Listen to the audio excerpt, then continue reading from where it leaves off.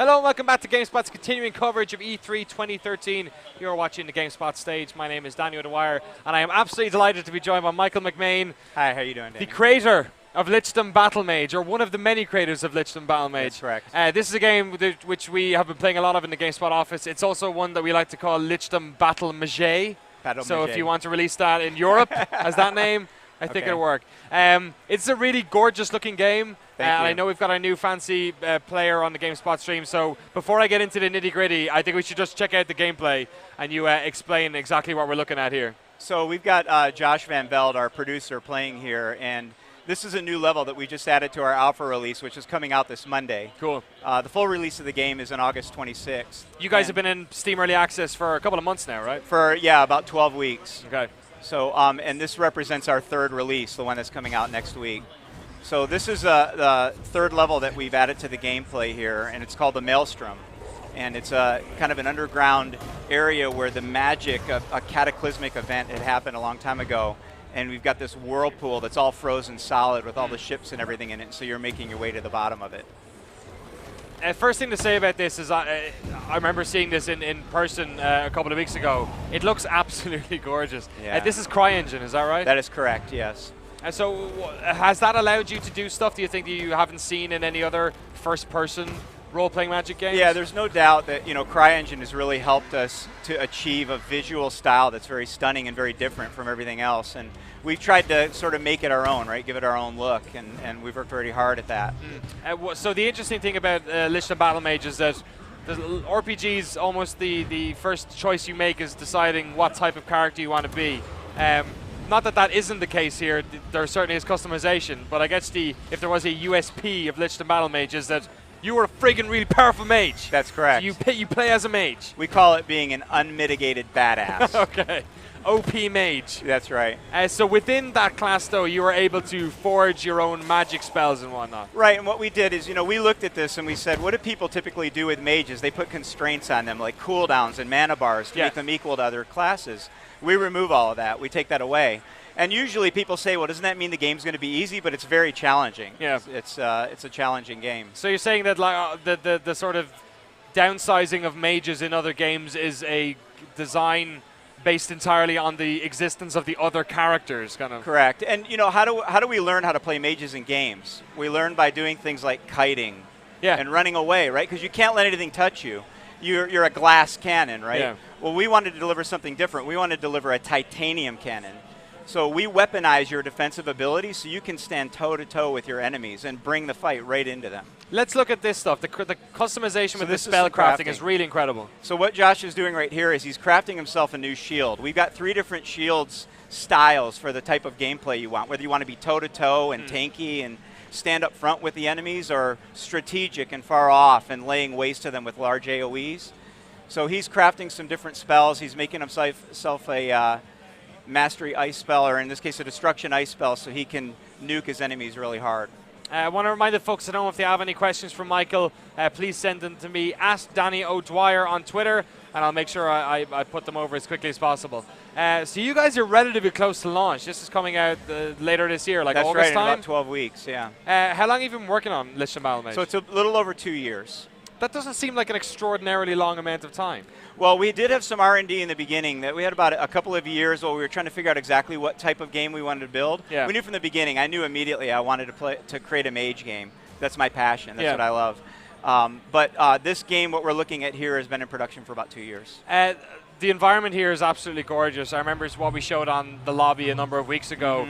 It was a much less snowy, much more fauna-rich environment. Right. Can you talk a little bit about the scale of the world, how the levels are put together, and the different types of environments? Yeah, so we have a very crafted approach to our gameplay in that, you know, you enter your level and you move your way through it, and we have some exploration areas and so forth. The levels are designed to give you somewhere between 3 to 4 hours of play each. Our total gameplay experience is going to be about 30 hours. Oh, wow. Okay. So do you expect, is it a linear progression in terms of storyline as well? Is there an end game that you're eventually going to Yeah, so we have this concept of you play through a story, and then there's a new game plus kind of mode where you're able to play and continue to get more powerful loot, face more powerful challenges, bosses that scale bigger, and so forth. You guys have been very good with your community, it seems. It's one of the maybe the benefits of Steam Early Access, and you guys seem to have embraced it and listening to your community about what they want. Is this the type of game that when you guys come out in August, you're going to continue to release new levels and add on to it? Yeah, we're very interested in that. And one of my many titles is Associate Community Manager. I'm very active out there with the player community. Because that's how you get this. You know, we've gone through 2 different releases to our community in early access, and this will be our 3rd one.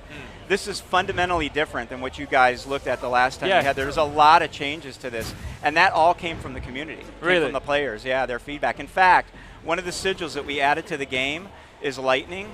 We brought in 4 of our hardcore players, our advocates, brought them into a developer roundtable, and they designed the lightning spell. Yes. That's incredible. It doesn't happen very often. One of the most interesting things about this, I was talking to you before we went live, is that this is actually the first game you've ever worked on. That is correct, and personally. You had an entirely... We do have a lot of industry veterans, but it's the first for me. Yeah, I don't think you guys just picked up CryEngine and came out with this beauty. But yeah, you had a whole different career before. That is correct. And this is something that you dreamt about doing your entire life. Yeah, I'm an avid gamer, like I said. I game 30 to 40 hours a week myself, and I have my whole life. And when the previous business that I was in, when we were finished with that, I had an opportunity to take the team and put them whatever we wanted to do. And I said, let's make a game. That's incredible. So a lot of this, so you worked in some sort of software, but these are guys who, some have made games and some have never made games. Yeah, well, our core team is an engineering team, and then we went out and pulled some real industry veterans. So that's excellent.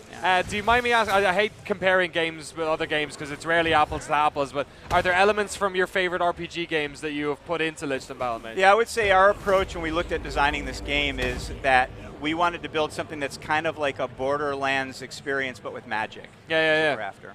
And was the graphics always a big, an important aspect of that? Because a lot of role-playing games, you know, you can play D&D and have an incredible experience.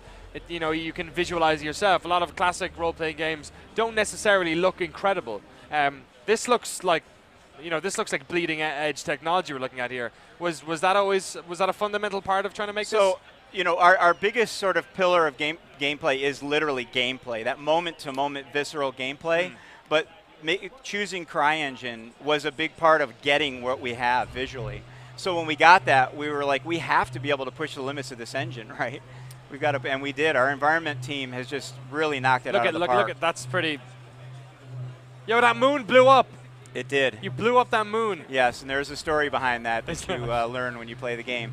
This area that Josh is fighting in right now are these challenges we call loot rooms, where you attack this machine and you go through these challenges of fighting these waves. And all the loot that comes from the enemy will go up into the machine instead of to you. Okay. And the only way to get the loot is to defeat the encounter. It all goes away. And as more loot is added to the machine, it promotes, so it can get higher. You can get to legendary quality. Okay. You can actually sometimes look up there, see a legendary in it, and if you die, you got to try it again. That's amazing. So it seems to me like that almost reminds me of my time doing raids in Warcraft, right? Where like you sort of built yourself up for this one encounter. Is this a game do you think people are going to replay? Definitely. Our goal is that if people want to put hundreds of hours into this, they can. Right? We're going to have a lot of extra gameplay. Perhaps it's the antithesis of what you're doing, but I have to ask because there's lots of people on Twitter asking, is there any multiplayer component to this whatsoever? No, this is a single-player experience right now. Being our first title, we wanted to make sure that we could focus on that and get it right. Yeah, that's fair enough. Explain some of the moment-to-moment gameplay that's happening here. So what's interesting is the game has 8 sigils or spell schools that are all fundamentally different, right? You can craft them in a variety of ways. We have 7 different ways you can create the spells and how they're delivered, right? We've got a lob that'll give splash damage, or a targeted, or setting traps. There's a lot of different ways you can build it. And then every spell, it can be fundamentally built differently. So you have destruction, which is about damage, control, which is about lasting effects like freezing or burning over time, and then mastery, which is about setting up these big nukes. And in addition to that, you know, what you live for in a powerful mage game is you want to see really epic moments, right? We call those synergies. So one of the synergies that we have in this new build is called Singularity. And the way that that works is you achieve overkills with your spells, and you can set up this synergy.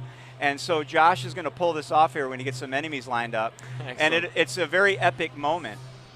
And normally when you see something like that in a game, what happens? It's on a cooldown. 2, 3, 4 minutes or something. we don't put it on a cooldown. It's about gameplay.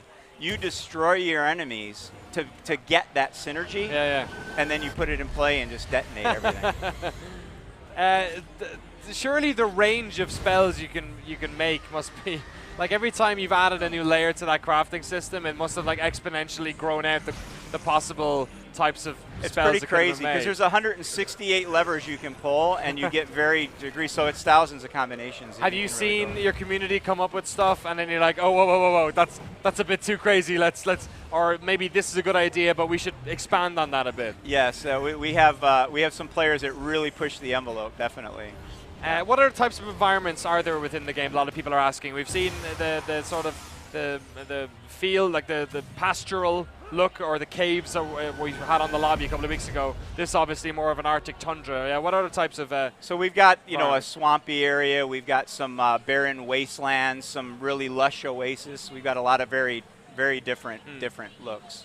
One of the interesting things about E3 most recently is that a lot of these games that we have here maybe aren't out, but people can actually play them. Yes. Either there are demos, the beta for Battlefield Hardline was announced yesterday.